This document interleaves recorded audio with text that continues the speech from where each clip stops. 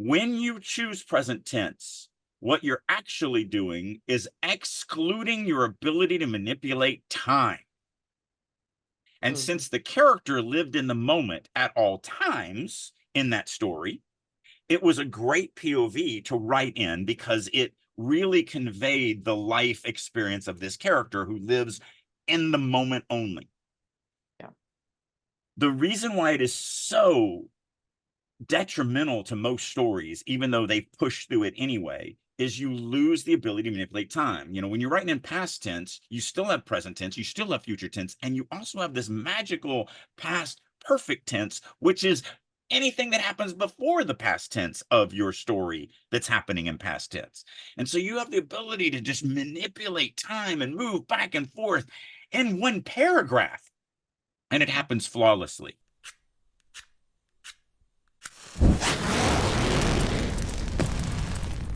Releasing your inner dragon.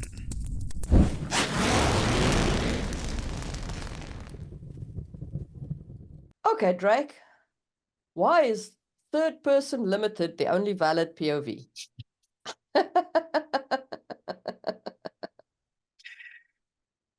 Because we're epic fantasy writers, and epic fantasy really needs to be written in third person limited. Past tense. Yeah, I mean, that is the answer. And I guess that's really what I want to kind of talk about today. You know, there's a lot of videos on point of view, and everybody talks about, like, our producer gave us a bunch of videos to watch, and I went through and watched them, and they were all about, this is what first person is, and this is what second person is. And like, okay, great, but none of that matters. Like, none of that is the real reasons. The real reasons are that every point of view has advantages and every point of view has disadvantages. And depending on what story you're telling, if you choose the wrong point of view, then the disadvantages that are inherent in that point of view, because every one of them have it, including third person limited, it may break your story. And so as epic fantasy writers, where we're writing multi-POV stories that are set over multi-places and multi-events with subplots and parallel stories and all this other stuff, third person limited is the most advantageous, where its disadvantages affect us the least. And so therefore it is the best point of view for us to write epic fantasy in, because of the fact that it literally, the story needs that kind of robust framework to be able to exist with it. And I think that's the most important thing. And that's the reason why I have stories published in every point of view, including second person. You know, I have a story published in second person, but it's because that story wanted and needed to be told in that point of view, because of the fact that the advantages that it brought far outweighed the disadvantages that it brought. And so it was nice. So the question was obviously a little bit of a joke. Every POV does have its own strengths and disadvantages. We should have t-shirts made up that say all POVs matter. And then have very small at the bottom of it, but only third person limited is valid. They all matter, but the only one that has value is third person limited past it. Oh, we will get so much hate from the romantic authors. They will drown us in their money. They will stuff bills of money down our throats until we choke and be like, tell me again how first person doesn't matter. Yeah. Yeah, them and their damn money. But I still have my pride, damn it.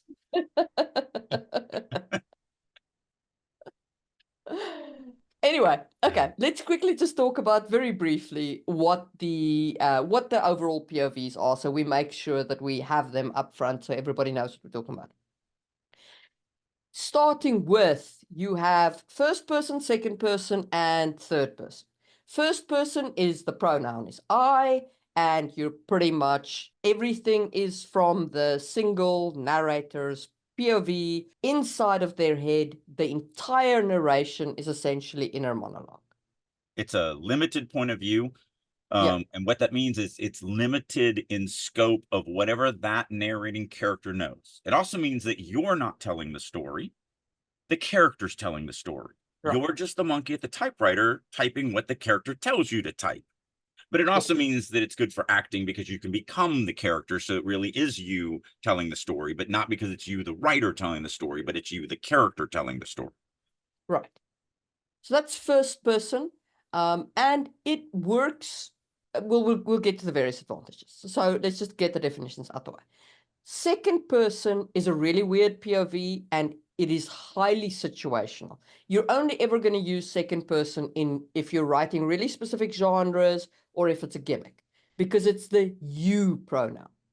Okay, so you, as in you, the reader, you're doing something, and that obviously is very weird to the reader because they're patently not doing Right. something.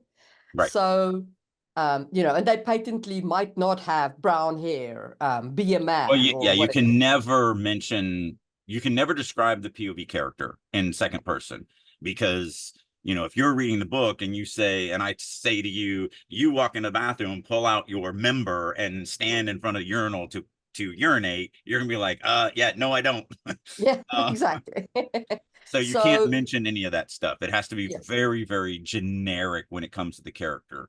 Works really yeah. well for, especially like, all instruction manuals of building furniture is done. So you will It take part A and you will put it into slot B it because that's what also you're going to do. it also works really well for adventure novels. So all adventure Or novels, those choose choose your your own own adventure. adventure Right. books. Choose your own adventure. Yeah. It's The the the choose the your own adventure that's important. yeah. The Lone Wolf books, I devoured those as a child. They were amazing. I loved them as a teenager as well. So those are all written as you books because it is basically like a computer game, version of. So But I'm not going to spoil what I'm doing, but one of the side projects that I'm working on, and I read some this week in the writer's room, is a lit RPG book, and not yeah. working on it a lot. Actually, I haven't worked on it in a really long time, but since I read it last night, I really want to poke at it again. Um, but I actually this morning came up with an idea of how to turn it into a choose your own adventure as well. Hmm. All right, so that's first person, second person. Then third person is he, she, they, whatever pronoun you want to attach to it. It's basically the third person who is narrating. And you basically, with third, people say that it's with third person that you have omniscient versus limited. That is not 100% true. In theory, first person can be written omniscient, Hmm? right? It is written omniscient when the character is from the back end, like they're out of the story and they're now telling the story, knowing everything that has happened. Yes. I remember a And time when I was a kid and we were down in the swamp playing with the mucklocks. And I kind of got in a little bit of trouble with one of the mucklocks because I decided, like, yeah, like yeah, it's obvious that I have future knowledge. And that's the problem. Point of view, there isn't 3 point of views. There isn't 4 point of views. There isn't 5 point of views. There are, I mean, I if I had time, I would have gone through, but there is at least a dozen point of views, depending on how you want to chop them and everything like that. yeah. And and depending on the story that you're telling, one is going to be more advantageous for that. And so that's the one you've got to ferret out and figure out which is going to be the best for how you want to tell that story. So let's just run through basically. Okay, so we've got first, second, and third, and then you have um omniscient, which is the narrator. The storyteller has access to all of the characters' feelings and experiences. They can tell you what every character is feeling. They can give you a broad overview of the world. They know about the future, etc., etc. Lord of the Rings is written in this style. Mm. It is a rare style these days, but it's not completely unheard of, despite what Drake will tell you. And it has some strengths. It does. They're not worth it, in my opinion, but they do Well, exist. the thing that I was just talking about, the lit Yeah, RPG, choose your own adventure now. I'm writing in third person omniscient. yeah. So because I there do are think, strengths to it. well, It's I just do think that, so one of the things that third person omniscient brings to the table is you get a character that becomes the narrator. And so especially when you're writing comedy, so your Terry Pratchett's, your Hitchhiker's Guide to the Galaxy by Douglas Adams, those are both written in Omniscient. Yeah. And it's because he's given the narrator this really funny way of looking at the world, this really unique kind of take on things. And so now you end up having another character that you can do that. Now, Lord of the Rings is written in Omniscient because that's the style of the late 1800s, early 1900s. But it doesn't have a character. It's completely characterless. A lot of people are like, oh, it must be Gandalf that's that, or maybe it's Tolkien himself that's that, or whatever. But you don't know. No one, there is no actual personality to the narrator of Lord of the Rings. And that's why it's always this guess of who you think it might be, because it isn't anybody. He chose to make it true Omniscient, where it's just this soulless, emotionless kind of narrator, which works fine for Lord of the Rings. But it would not work for Hitchhiker's Guide to the Galaxy. Like, and that's the reason why, so the project's called Stranger in a Stranger Land. And since it is this comedy, I wanted to have a narrator voice that I could play with, that could really be funny all on its own, outside of the slapstick funny that's happening in the actual events of the story. Yeah. So, I mean, exactly. So there are advantages even to Omniscient, which we have often slammed on this podcast. So I just wanted to put that out there. Well, it's because, so the big disadvantage that Omniscient comes with is it's the least viscerally immersive of the POVs. So it pushes the reader. It is the hardest to connect your reader to the character. Yeah. And readers read for characters. Yeah. Like, even if you think of Lord of the Rings, who do you read Lord of the Rings for? You read Lord of the Rings for Frodo, for Boromir, for Aragorn, maybe for Gandalf, Faramir, but you don't, like. Well, and that's the reason why I think Omniscient works so well in comedy, because then since you characterize the narrator voice, that's who you connect to. You actually connect, because again, so we're still connecting to a character. We're just connecting to Douglas Adams' funny way of looking at the universe, or Terry Pratchett's funny way of looking at this. And I'm hoping to do the same thing in Stranger in a Stranger Land, that you connect to the funny way of how the world is described and how the story is unveiled to you. So you're still connecting to a character. It's just not a physical character within the story. Yeah. Okay, so that's limited, Omniscient. Then the industry has this new term, deep, which is, It's just limited. It's just limited. That's all it is kids today want to change every single word that's ever been made. They want an entirely new language. And I just want them to get off my lawn because I'm tired of this crap. It's limited. Grandpa, would you like a more? Limited. Just if the word works.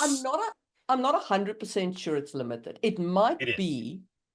No, it might be that limited is seen as free and indirect. Right. That's exactly where I was going to go. Right. And deep is limited, as in taking you. So the difference to my mind is free and indirect means that you are halfway between omniscient and limited. Mostly you are in the character's thoughts and in the character's ideas. But you can also step back into a more omniscient point of view, right? So it's a POV actually that Jane Austen came up with, and she came up with it. And so romance writers, you are, this was the original, so there you go. But she came up with it because she didn't know how to write omniscient. Right. So exactly. So she designed this. And actually, most writers write in free indirect discourse. It's just that is the way it is. And I've been trying to resurrect that term. If you get my book, My Better Writing Through Stronger Narrative, where I go through point of view, I try to resurrect that term. That is a term that died in the 90s, but yeah, basically it means you can kind of switch please. So I know it was last week for you guys. It was just like 5 minutes ago for us. But in the last episode where we critiqued a writer, that was really more free indirect discourse where they were slipping between limited and omniscient, limited and omniscient. Yeah. And that is the way 99, almost everyone says they're writing in limited. And I think you're right. I think the reason why the inclusion of deep has been added is because then they'll read someone like me and you, and they'll go, wow, those people are writing deep third limited. And we're like, no, we're writing limited. You're writing something different and saying that you're writing limited. So the thing with deep is that the idea and the principle here is that it is the same as first person, but with third person pronouns. Yeah. Essentially. It's not quite this, it's not 100% the same, because you don't get as much of the character's voice, and we'll get into that. But it is like, it is everything is seen through the character's eyes. There's never anything that is from a bird's eye view, from an external perspective, no. Everything narrows in through the character's eyes. Yeah. We're not describing the posters.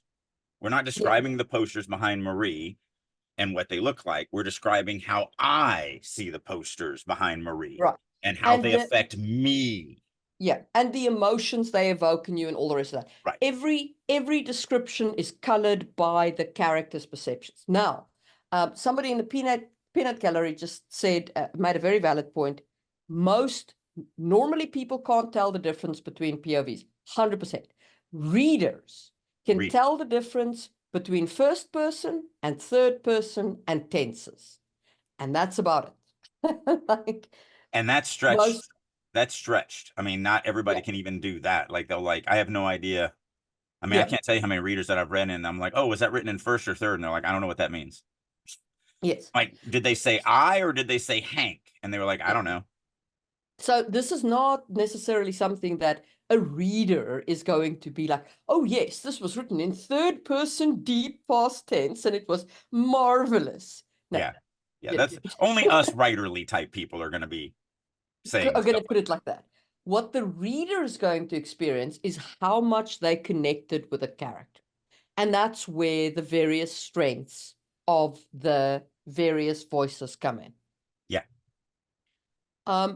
But before we get there, I just want to define two last terms. The narrator versus the protagonist. Okay? The protagonist is the person or people who are moving the story forward. They are protagonistic. Because of their actions, the story goes. The narrator is the person telling the story.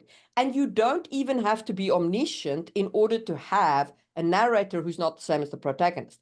The Great Gatsby very famously has a peripheral narrator. And it's written in free indirect discourse. So third person limited, as people misclassify it today. Yeah. And there the narrator is not the actual protagonist. No. So just bear that in mind. The narrator is the voice telling the story. So in an omniscient narrator, the narrator is the omniscient narrator, but the protagonist is a character within the story. Correct. Yeah. So all we're doing, like with the Great Gatsby, is we're just taking the omniscient narrator and turn it into a character, Nick Carraway. And so Nick Carraway is a character in the story telling the story about the protagonist, Great Gatsby, who is the protagonist actually doing the story. Yeah. Sherlock Holmes, the same way. Watson is actually, those are written in omniscient. So that is a peripheral narrator. I swear they're actually written in first person. Are they? It's been way too long since I've even looked at it. I would be shocked. I will look this up, but I swear. Who wrote those? O'Doyle. What's his name? Arthur Conan Doyle.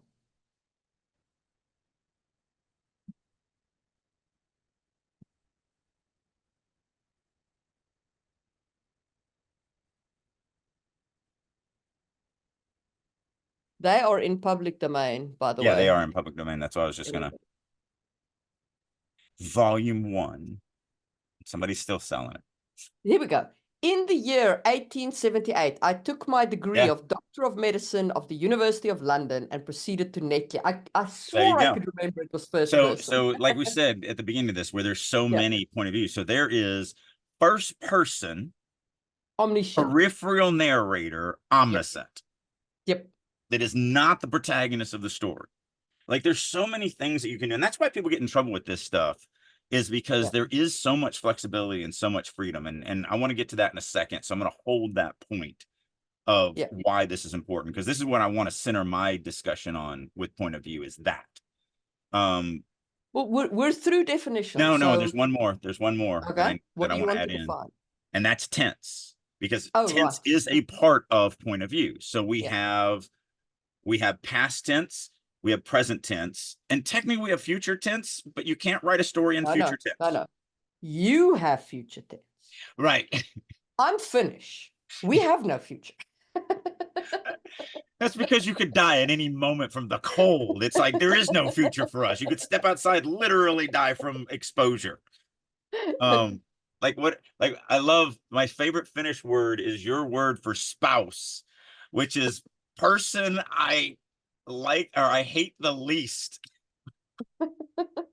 Because who knows who my spouse is going to be tomorrow, because this one could just be dead.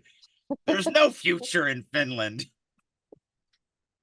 For those of you who are curious, the Finnish language doesn't have a future tense. Yes, it's funny. But anyway, so in English grammar, we have past tense, we have present tense, we have future tense. Even though we have future tense, we don't write stories in future tense, because you can't write a story where the prince will one day save the princess, because that's not a story, because nothing will ever happen.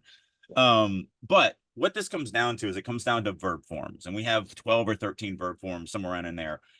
Verb forms have to do really, and the reason why it's so important to me is it has to do with manipulation of time.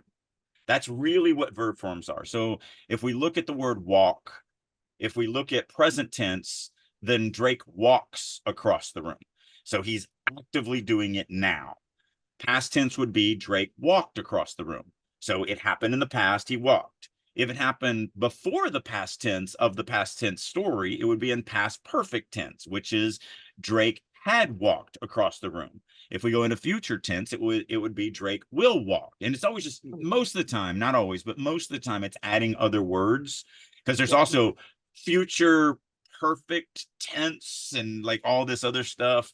There's a huge amount. It just adds more and more words is usually what it does. You know, he will be walking. like there's all sorts of crazy. There are grammar rules none of us want to talk about. Right, exactly. But we can focus on really those four: future, present, past, and past perfect. And the reason why picking the correct tense is so important is the manipulation of time. Everything that we're going to talk about with point of view is about creating an illusion that you're going to wrap your reader in. First person, second person, third person. It's an illusion. And so when you start mucking around with these and you start breaking these and you start mixing them incorrectly, what you're really doing is you're breaking the illusion that you're creating. So tense is the same thing. So if we're going to write in present tense, so like Hunger Games went insane with, we talked about this last episode, where the industry thinks process has to do with success. So Hunger Games was successful, and they went, wow, why was this successful? Well, it can't be because it was interesting characters and a good story and tension throughout the entire thing and you know, all this other stuff. It must be because it was written in first person present tense. Let's buy a bunch of first person present tense stories. Like, no, that's not why it was successful. All those other things were why it was successful. But so they bought a bunch of first person present tense stories, and now a lot of that YA genre is written in first person present tense, which I won't read because I will not read first person present tense. It's dumb. I have no problem with first person. I cannot read present tense. Yeah, but here's my problem with, because I have a story that's published in first person present tense. It was a story that I wrote for Sony. It was the right tense and the right story for that POV. The main character is a kobold who I describe as a 4-year-old on crack. He doesn't know what's going to happen 2 seconds from now, and he doesn't remember what happened 2 seconds ago. Like, writing it in present tense it begged to be written in present tense, and it really worked well for that. But when you choose present tense, what you're actually doing is excluding your ability to manipulate time. And since the character lived in the moment at all times in that story, it was a great POV to write in because it really conveyed the life experience of this character who lives in the moment only. Yeah. The reason why it is so detrimental to most stories, even though they push through it anyway, is you lose the ability to manipulate time. You know, when you're writing in past tense, you still have present tense, you still have future tense, and you also have this magical past perfect tense, which is anything that happens before the past tense of your story that's happening in past tense. And so you have the ability to just manipulate time and move back and forth in one paragraph, and it happens flawlessly. And most stories require the manipulation of time. Most stories are not like that kobold story, which was all happening right now in a character's head that only lives in the right now. So that's the only story that I have written in present tense, because it's the only story that I've ever created that tense wouldn't break. Everything else, sometimes I got to go a little further back before the story, and sometimes, you know, we got to be in the now, which that's the beautiful thing about present or past tense, is that all dialogue is written in present tense. And I don't know why. That's one of there's a few questions in writing that I've never figured out why we do it. It just works. And I don't know why it works, but it does. And so that's my only answer, because I'm a big why guy. So I always want to know why we do things. But there's like two questions in the writing world that I've never been able to answer, and that's one of them. But so we have past perfect, we have past tense, we have present tense, and of course we have future tense. When you choose to write in present tense, sure, can you go before the story? Absolutely. But now you're breaking the illusion that you're creating that it's in the present tense. And so why would you do that? If your story needs to go back in time, then it needs to be written in past tense. Like, that's kind of the point of it. Like what the joke that we made at the beginning of this, why do epic fantasy writers write in third person limited past tense? Because the story needs the advantages that brings to the table. And if we write it in any other POV, we will be fighting the POV to tell the story. We'll have to continuously break the illusion of the POV that we're using to do what is necessary to tell the story. And so tense is very, very important, and it literally has to do with manipulation of time. That's what tense is. Tense has not jack all to do with connecting the character to the reader. Everyone's like, oh, I'm writing in present tense because it connects you to the story. It does not, because I will connect my readers to my past tense stories a million times better than 90% of all writers out there writing in first person. Present tense. And it's just because I'm a better writer. I'm sorry, just the way it is. What it really has to do with, because there's one other term. I'm sorry, I said one term. There's two terms, and we've kind of touched on this term. But the last term I do want to talk about is the limited. We brushed over it with the omniscient and limited. But I think it warrants its own discussion, because that's the difference between what, if the world is going to go with this deep third versus just regular limited. It really is free or indirect discourse versus limited. And then the same thing with omniscient first person versus true limited first person. It really has to do with the knowledge level of the author, of the narrator, of the narrating character. So if the narrating character, like, it's very simple in theory to write really great past tense that feels like it's happening right now. All you have to do is make sure that your character only knows up to the sentence that you're writing. Yep. Everything from the sentence you're writing to before, the character knows. But they don't know jack of what's going to happen in the next sentence or beyond. So when you write stuff like, he wouldn't have done this had he known that it would turn out terribly, then that's future knowledge. And that means you're writing in, you've pulled more into the omniscient spectrum as opposed to being in that now. And again, that has to do with that manipulation of time. So if you just remember, if you write your past tense, first person or third person, doesn't matter. if you write your past tense knowing that the character, the narrating character, only knows everything in the story up to that sentence, then it's going to feel more like it's happening right now to that character. Now, I do want to say that you can absolutely use that, because that kind of little bit of future foreshadowing. All right, but it works better in first person than in third. Right? When the first person narrator is like, had I known then what I know now, I would not have done blah, blah, blah. But as it was, this was what I knew. And then you head into the, Yeah, but now you're in freer and indirect discourse yeah, of first person. You're in that yes, in between of Omniscient.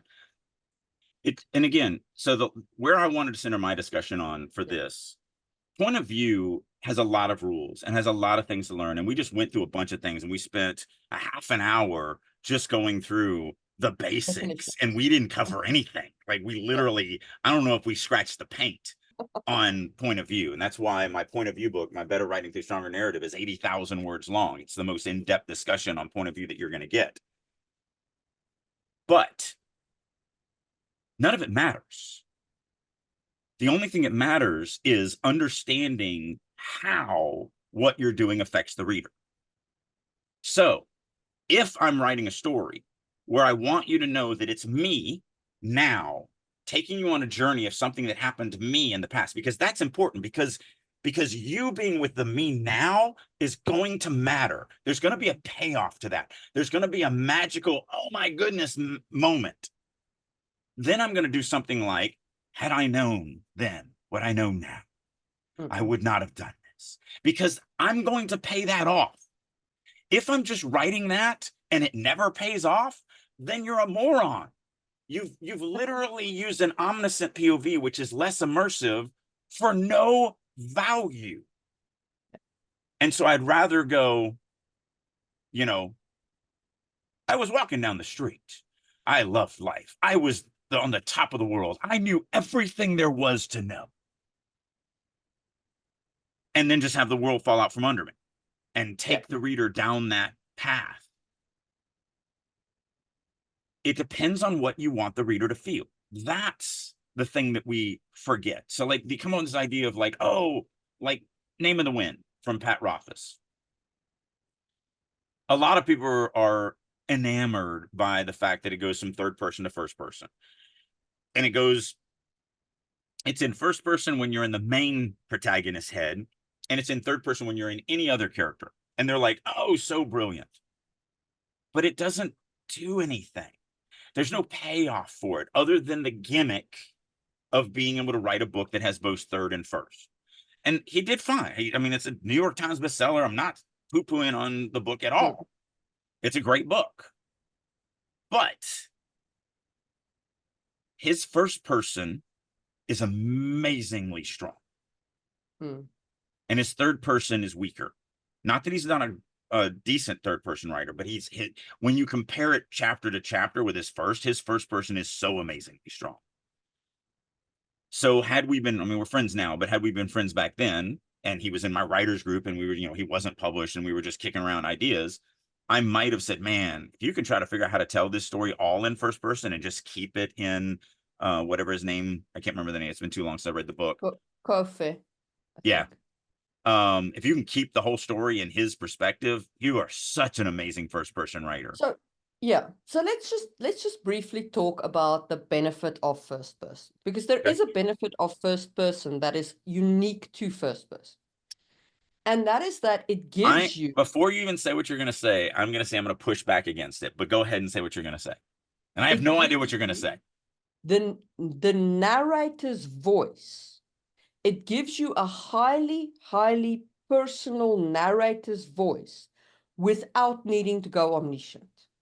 Yes. So you can have that very intense narration voice, but you don't have to step into the narrator's voice, which is a benefit of first person. Now that I'm not pushing back on at all. I thought you were going a different direction. Yeah, you always assume I'm going to say things that I'm not going to say. Well, almost everybody, the first thing that anyone says about first person is it's the most immersive of the No, POVs. no. So first person and third person deep, if we're calling it that. Let's call it limited. It makes us feel better. I mean, it's fine, whatever. The point is they're about the same, right? You can go So they're not. equally. They're not. But the problem is it's subjective. For It's some people, true first person limited is more immersive than true third person limited. For yeah, others like me and you that are epic fantasy readers, true no, third person limited is usually deeper yeah. than first. So 100%. But I mean, the point is that But they they're are. tit for tat. Yeah, they're tit for tat. They're more or less the same level of immersion, depending on your genre and your kind of The reader reader and everything else. demographic Yeah. and so on. Mm-hmm. You know, like if you're writing urban fantasy, you're probably going to go with first person because it's traditional to the genre and the readers want to get it. And if you're going epic fantasy, you probably want to go third person. But they're about the same level of immersion. What first person gives you is a narrator's voice without going omniscient. Yes.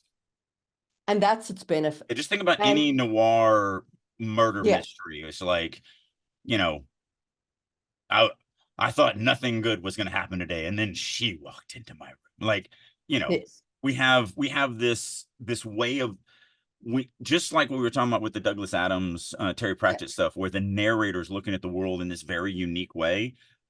If you understand how to really take advantage of that first person voice, then Mm. that first person can be that. And now you're also connected to the protagonist because the first person is also, usually, not always, because we Yeah. just talked about Sherlock Holmes, first person, not the protagonist. Yeah. But usually that first person is also the protagonist. So you get this triple whammy of not only am I connected to this unique narrator voice, I'm also connected to a character in the story, and I'm also connected to the protagonist of the story. And so you Yeah. have this triple whammy of awesomeness. Yes. So, and 100%. So that is like my argument for first person Which is is why it's always so sad when I see first person written as narrative. as Narrative. Just narrative. oh Just no yeah, voice. yeah, no, no, And no. and you can If you always are tell writing first person, it must leap off the page. if it's The limited. the narrator leaps off the page. Yeah. Yeah, look at Yeah, the Dresden Files. yeah, Harry Dresden, he's talking to you. yeah. Like he's telling you that story. It's his voice. So I'll give you a clue, a hint for you to decide if you're writing in a really good first person limited voice. If at any time you feel that it would be better to write an inner monologue line in first person because it would be more in the character's voice, then you failed. Yeah, Like your narration is now just narration, and you know this innately, which is why you have the desire to write a line of inner monologue. If you were actually writing the first person narration as a voice, you would never even think about using inner monologue because it would all be so like that little crappy thing that I'm I I'm wrote just a second ago. The I'm going I to push thought back today was just a tiny bit and say there is one case in which you could write an inner monologue line in first person narration, but that is only if the person is literally thinking the words. oh right. Yeah, But I'm talking about inner monologue that we normally yeah, use, which is toward to tell the story. yeah, But I mean, when you think of that little crappy thing that I wrote at the beginning of this, it was, what was it? I thought today was gonna be a crappy day, and then she walked into my office. yeah. And then the inner monologue would be something like, she was really, really hot. Like, but yeah, you literally just said that in your own voice. So Yeah. like you're not going to do that if the voice of the narration is already there. You're never going to have this inclination to want to write a piece of inner monologue if the character voice is already in the narration. And so that's a Exactly. great test that I try to tell people, you know, if you ever have this feeling like you could write a piece of inner monologue, then your narration of first person is not in deep first person, if we're going to adopt that terminology. Yeah. You're writing in more of an omniscient first person, and that means you're just writing narration. If you're going to do that, write it in third person, because you're not taking advantage of first person. Omniscient first person is, in my opinion, only useful if you're writing a biography type of thing.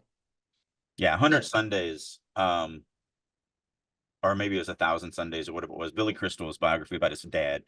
You know, it's him talking about his life with his father, and you can tell the whole book. You can tell it's an older Billy Crystal, you know, probably in his 50s, reminiscing about his childhood.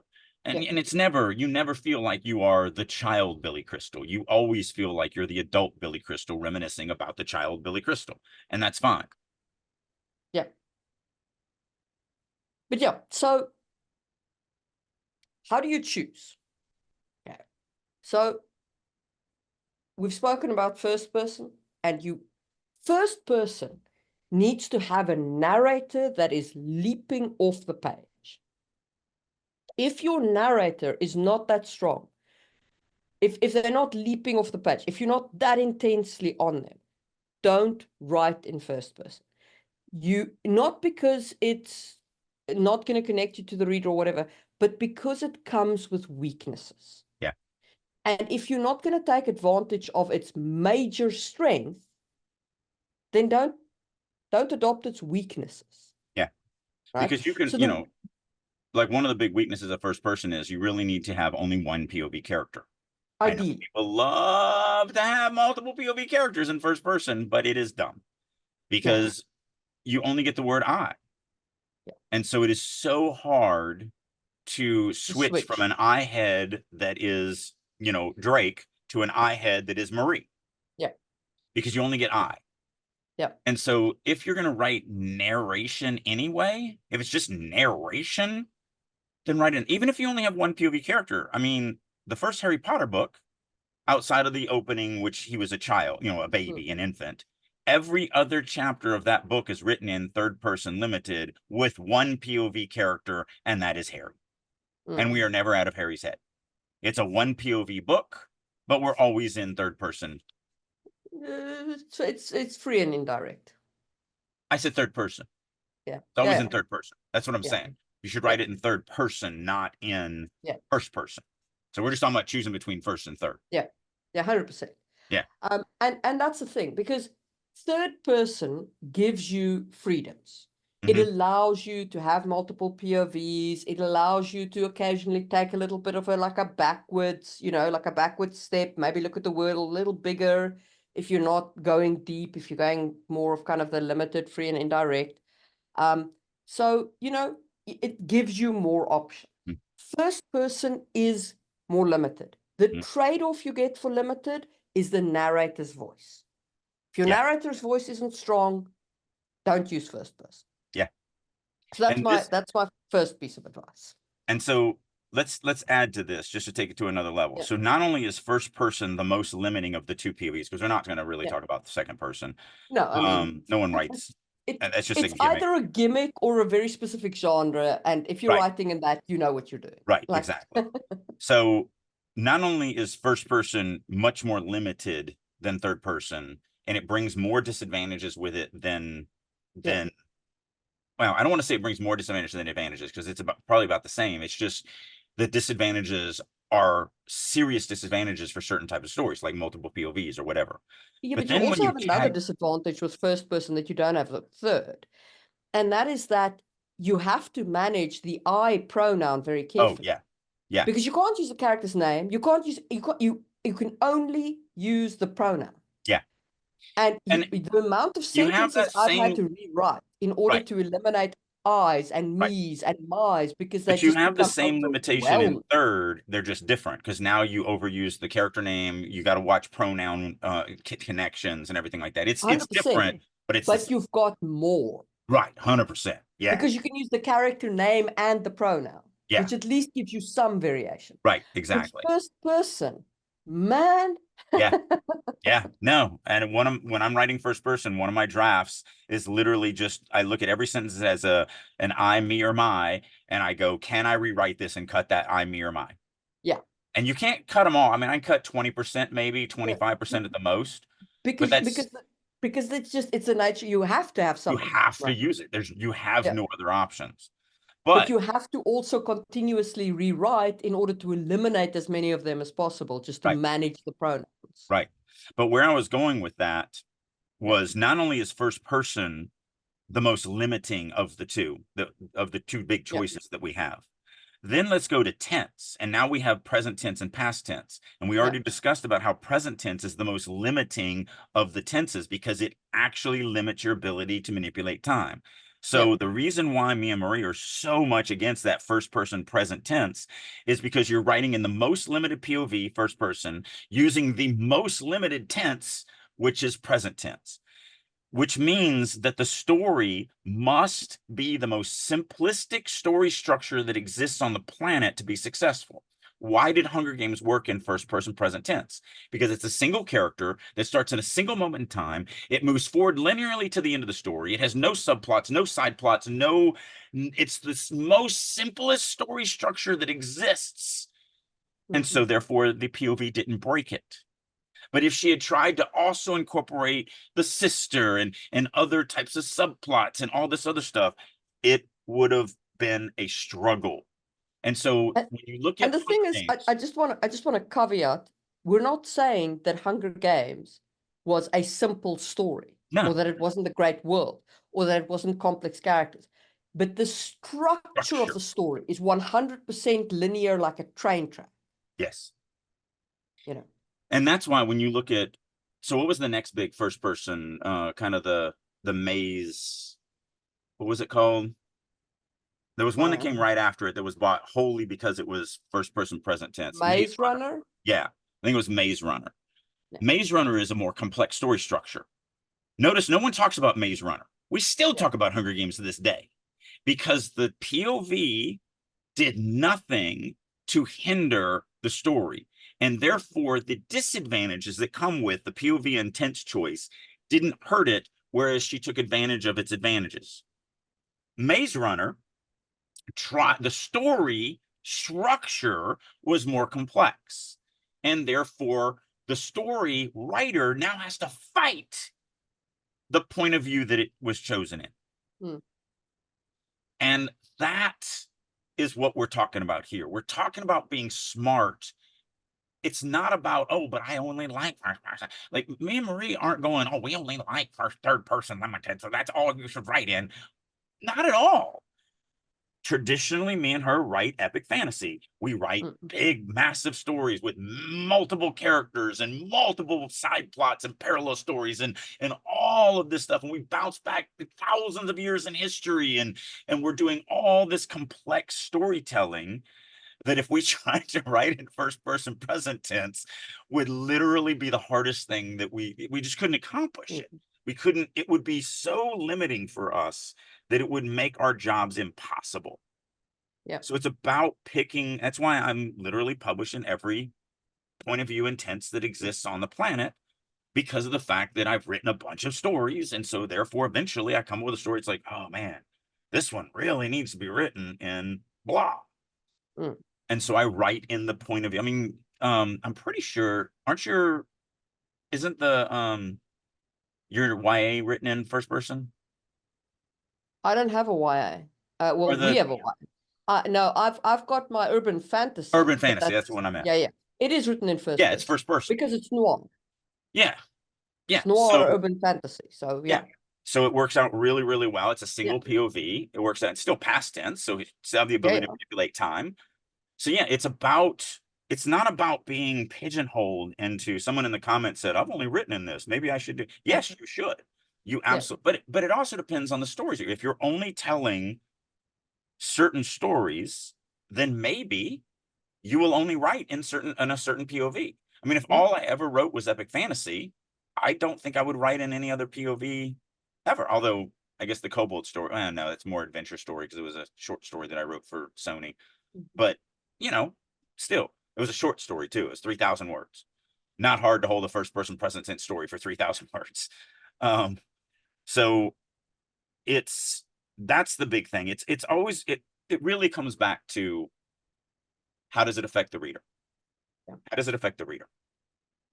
And that, I think, is the second thing that I want to emphasize in choosing your narrative point of view. How close do you want the readers to feel to the characters, right? Your omniscient point of view might be correct if you don't want the readers to feel that close to the characters. Maybe you want them to associate more with the narrator, the way that, you know, it is the case in some of Terry Pratchett books or in Douglas Adams books, etc. 100%. Then you do that, right? You create a strong narrator's voice and you write in omniscient. Well, it's like, why are we in Watson's point of view with Sherlock Holmes? Because if we were writing from Sherlock Holmes, it'd be like, I walked into the door, I noticed that the killer was trying to convince everybody that it was this, but it was actually that. End of story. Yeah. There you go. It would be boring from Sherlock's point of view. So you don't want the reader close to Sherlock. You want them close to Watson, who's admiringly watching, Sherlock And also solve the mystery. Sherlock is trying to teach him. Yeah. And by default, that means that Watson is an anchor character. So an anchor character is a character that can be a stand-in for the reader and anchor the reader to the story. So that's why farm boys are always the trope in epic fantasy, because no one knows less about the world than a farm boy who's never left the farm. So when they leave the farm, they're like, what is that? Who is that? How does that work? What's going on over there? They are not real. The farm boy doesn't need to know anything because the farm boy doesn't exist.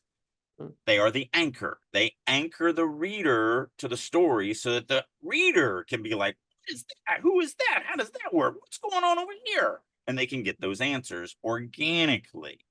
And so that's what Watson is. He's an anchor character. He anchors us to the brilliance of Sherlock Holmes detective. And then Sherlock Holmes is basically like, hey, reader, come on. It's not that hard. All the clues are here. Let's use your brain. Come on. You can do it. It's elementary. Come on. We got it. And so that's why we love those books, is because we aren't just passively watching some brilliant dude fix the problem. We're being encouraged to be a part of that solution. Yeah. And that's what made it successful. So 100%.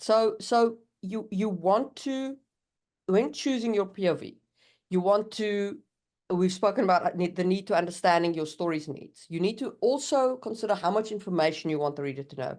And then you need to consider what emotional impact you want, right? How close do you want the readers? So we've spoken about that. And then the narrator's voice, how much does that matter to you? But notice everything that Marie just said. Everything she said are decisions you make for the reader. None of those are for the story. They're all for, and that's why I wanted to focus on the thing that no one talks about on point of view. They get locked into the details. Well, first is these rules and second is these. None of that freaking matters. The only thing that matters is what vehicle is going to bring the reader into this story best. Period. End of discussion. What is going to impact the reader the most and allow them to enjoy this story more than any other vehicle? Because that's what a point of view is. It's just a vehicle that the reader is writing in. And so everything you just said is that. It's all about choice for reader, choice for reader. What about this choice for the reader? And what is this for the reader? Because the reader is the only thing that's real.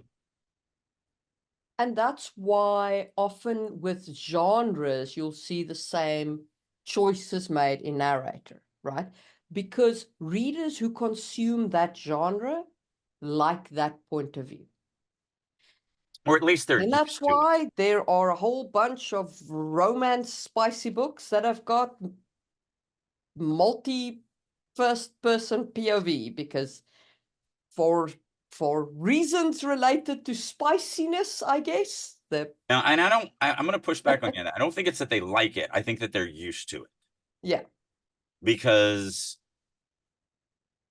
when it is not the best, when you come in, because, every genre has everything. So even the spicy genre has third person past tense and all of that. Yeah. So I'd be willing to bet it's more of a, because I mean, when I meet writers that are writing in first person present tense, my first question is always, why did you choose that point of view? Now, most writers, when I ask that question, their answer is, what? I'm like, why did you choose to write in first person present tense? And they're like, I don't understand the question.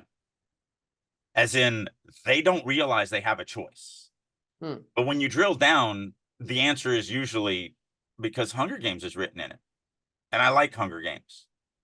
Like, but you're not writing Hunger Games.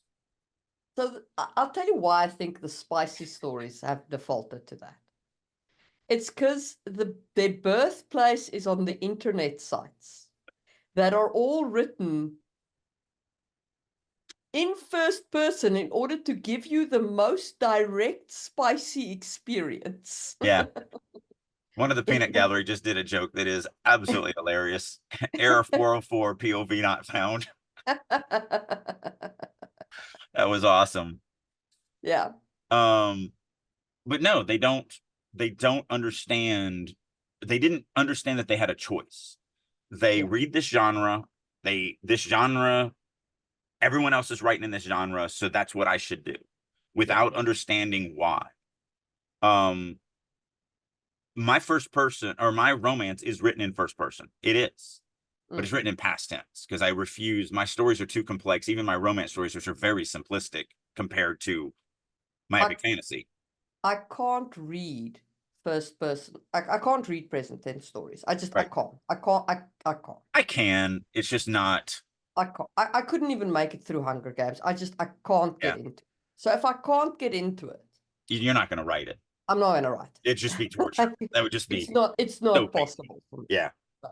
No, I get that. But for me, still, it's about the reader. Every decision I make is always about the reader. When I introduce a character, it's because it's going to impact the reader the best. When I introduce a scene, it's because it's going to impact the reader the best. And when I do every line of dialogue, everything is always because it's what the reader needs at that moment. It's what the reader is going to be affected by the most at that moment. Everything is that. So I'm not going to change that perspective when I pick a point of view. It's going to be picked because the reader is going to be most advantageously impacted because of this choice that I'm making in my story. Ultimately, the reader consumes the story. The point of view that you are writing the story in is the point of view that makes it the most immersive, smoothest experience for the reader to consume the story. So when you're choosing your point of view for your story, think about your reader, the kind of reader that is going to consume your story. So the kind of reader who reads your genre, and think about how they consume stories most easily and make your choices based on that. How close do you want them to the character? How much do you want them to know? And how strong do you want that narrator voice to be? Okay, anything else? Just looking for if I recognize any of these others. I'm on Goodreads looking at popular, Red Rising, but I couldn't read Red Rising. Everyone raves about Red Rising, but it just wasn't for me. I tried. I'm looking at present tense books. I have no opinion on them. For me, I just can't get into them. I've tried. Handmaid's Tale. I couldn't finish it. The story's great, but the writing was just terrible to me. I couldn't read it. It was so telly and so repetitive and so just ugh. But again, not that the story's bad or anything like that. This is a personal thing. I'm not saying that Margaret Atwood isn't a good writer. I'm saying she isn't a good writer for Drake. That's where people miss. That's why I don't like people who do reviews on stuff, because you're really just telling me what you like or don't like. Now I will say that when you do get a good reviewer that you can so like Siskel and Ebert, I do miss them Mm. tremendously because they were perfect for me as reviewers. Basically, if both of them gave it a thumbs up, I was going to skip that movie because it was going to be a piece of garbage. If both of them gave it a thumbs down, I was 100% seeing that movie because it was going to be So, awesome. so I actually want to push back on whoever said that The Handmaid's Tale is in present tense, because I read Handmaid's Tale. And let me just read the opening. We slept in what had once been the gymnasium. The floor was of varnished woods with stripes and circles painted on it. For the games that were formerly played here, the hoops for the basketball nets were still in place, though the nets were gone. I mean, that's past tense. Where's the present I tense? don't know. I'm on Goodreads and I just typed in books written in. So it says the title of this article is Present Tense Books. And Hunger Games, the first three books of the Hunger Games. And actually, it wasn't Maze Runner that I was thinking of. It was Yeah. Divergent. Divergent was the next one that came out right behind Hunger Games. And it's on here. And it was first person present tense. And that's the one that was too complicated. But again, no one talks about Divergent either. Yeah. And then I was So just going through. she does mix tenses with The Handmaid's Tale, Mm, but oof, yeah, I couldn't read it. yeah, but you like Handmaid's Tale Handmaid's Tale is amazing if you like stream of consciousness writing. Mm. But if you are not into stream of consciousness, Well, I enjoyed the TV show. And yeah, I yeah, don't know how 100%, close that like, was. yeah, yeah, very close. It was Okay. very, very like plot wise, it was very, very close. Okay. But Because I couldn't but read the book. I no, tried. but Margaret Atwood's writing style is stream of consciousness. Um, it's like a flow, you know, of like you kind of it's hard to describe, but it's So stream of consciousness is just basically when you're writing the story straight out of the character's head. You know, yeah, they're just rambling through the story as they're thinking about it, as yeah, opposed to being more specific with scene, setting, world yeah, building. yeah. It's Most a people write their first draft in stream of conscious, which is why yeah, most of your first drafts are going to be action and dialogue. yeah. So